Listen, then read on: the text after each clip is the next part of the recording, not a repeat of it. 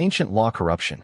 A law code is a written, organized compilation of laws intended to provide a comprehensive legal framework for a society. The practice of codifying law is ancient, dating back thousands of years.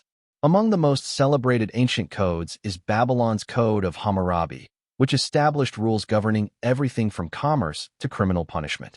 The Romans also developed early legal records, most notably the Law of the 12 Tables, 451 to 450 BC.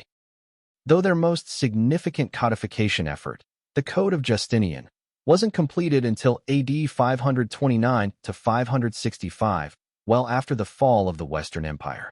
The Germanic tribes that conquered Roman territories produced their own legal codes as well, including the Salic law of the Salian Franks. Throughout the later Middle Ages, Europe saw the emergence of collections of maritime customs that gradually gained widespread authority among merchants and legal professionals across the continent. The common law tradition developed along a different path.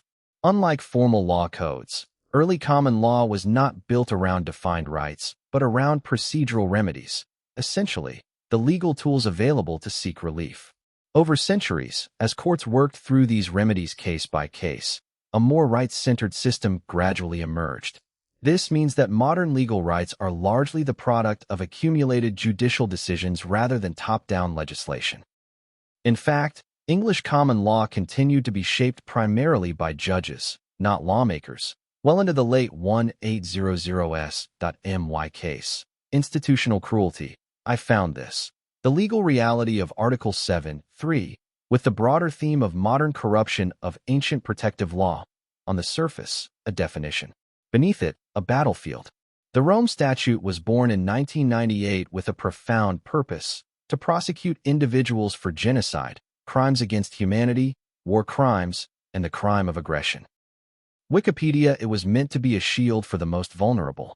An ancient principle that systematic cruelty against human beings must be named, pursued, and punished, finally encoded into international law. Taking people's consciousness in a professional arena, which happened countless times over the years, could be classed as a crime against humanity and crimes of aggression. I met someone in the 90s that this happened to. This happened to me. Neuropsychologists over the world were likely practicing this. Esoteric, spiritual, or occult phenomena is supposed to occur in science-based rehabilitation units. I am in no doubt this has occurred in many other arenas also. So this is a crime against humanity, happened in health services for me and the one I heard about, but I have suspicion this can take place anywhere with the correct occult knowledge. This cannot continue and requires recompense. This whole website is a database of crimes against humanity. Article 7, Section 3. Ancient law.